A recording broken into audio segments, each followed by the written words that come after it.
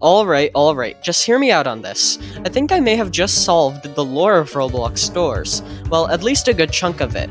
You see, the Floor 2 update, as its name suggests, introduced an entire new floor to the game to be played, that being the mines. However, some areas of the first floor, aka the hotel, were also updated in order to make things feel fresh.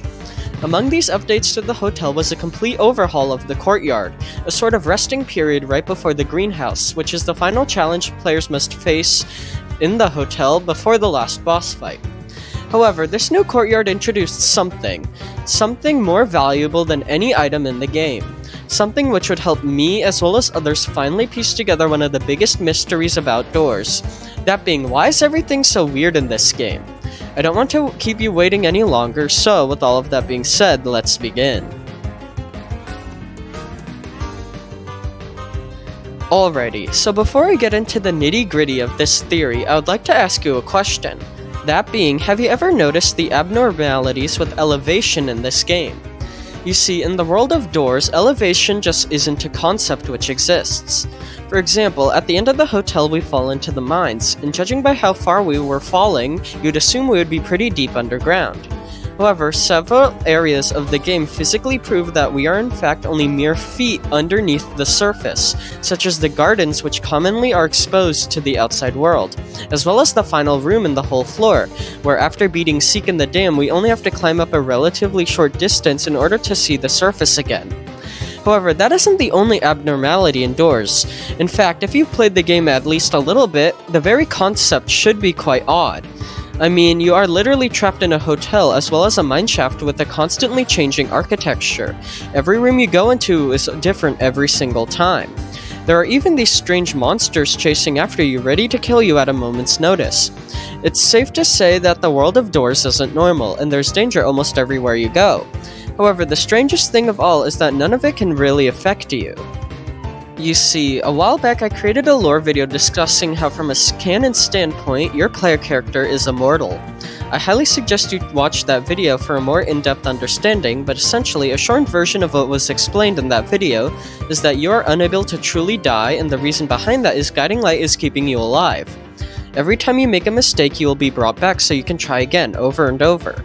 We all know Doors is a trial and error game, as players must continuously be exposed to failure to eventually learn how to overcome it. However, that isn't just limited to the gameplay, it also is a part of the lore. Now, although that itself is pretty easy to understand, a big question I had in that video is simply, why is it happening?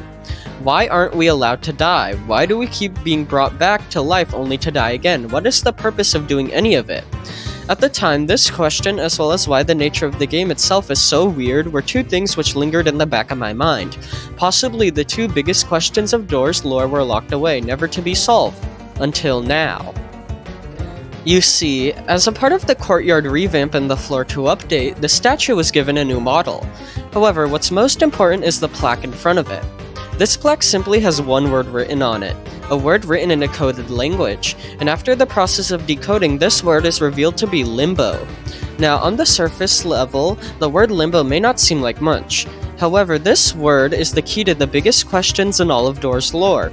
You see, the word limbo only has one meaningful definition. After all, I don't think the limbo dance game where people must bend backwards under a bar is relevant to Doors lore. Anyways, the definition of limbo is that it is a period of awaiting a decision. Think of it as an intermission phase between taking one route or another. So, what does the word limbo have to do with Doors? Well, I believe that it is actually the word which describes the whole game. You're just going to have to hear me out on this, as this may seem like a stretch at first, but I believe the world of Doors itself, much like the definition of limbo, is an intermission period between life and death.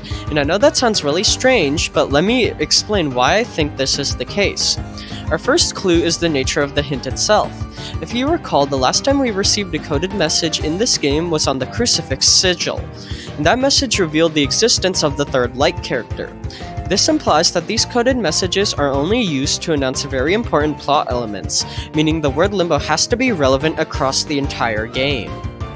Our second clue is that if this was the case, it would explain two of the biggest mysteries in all of Doors at the same time. Those being, why is the player character immortal, and why are the locations within the game so strange? If doors did take place in a limbo area between life and death, then of course your player character wouldn't be able to truly die, as death is one of the decisions being awaited. One of the decisions which hasn't been chosen yet, hence why every action results in us being stuck in the same limbo place. Additionally, if the game were set in this limbo area, then it would also explain the weird nature of the hotel, such as its odd architecture, as well as the strange creatures which inhabit it. The limbo area is between life and death, which means that it is outside of normal reality. So the normal laws of reality don't have to be followed here, resulting in the weird characteristics of the hotel as well as the mines. Furthermore, this theory would explain why the courtyard statue depicts an angel, as those are commonly associated with the afterlife.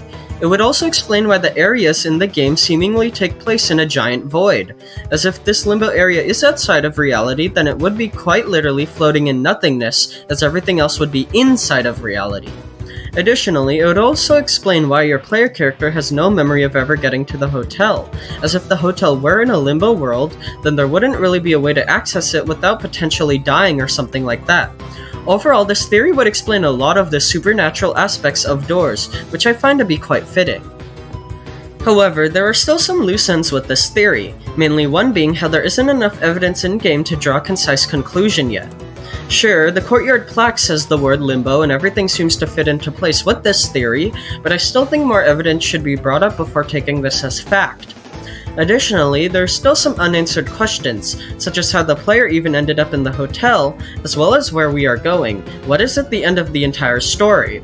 Although I am satisfied with this theory, we can't ignore these loose ends, so I guess we'll have to wait for the game's story to expand in order to see if this theory does become true. Now, something which I'd really like to mention with this theory is that the world of doors being a limbo place between life and death also aligns with some religious beliefs. However, I will not be using this as evidence, as the developers have stated that the game won't be going in a religious direction. Although it could be used to further prove the point I'm trying to make, I won't use any connections to religion unless absolutely necessary. So, to summarize, based on the evidence given to us in-game, I theorize that the world of doors itself takes place in between life and death, in a sort of limbo phase. And this is not only why your player character is immortal, but it is also the reason why the nature of the game is so strange, such as how elevation just doesn't exist. There are still some kinks to work out with this theory, but overall I'd say it mostly works out. Now, as for what this means for the future of the game, I don't know. It's possible we may truly die at the end or be brought back to life, who knows. Anyways, that was all I wanted to say in this video. Let me know what you guys think about this in the comments, and with all of that being said, thank you all for watching and I hope you enjoyed.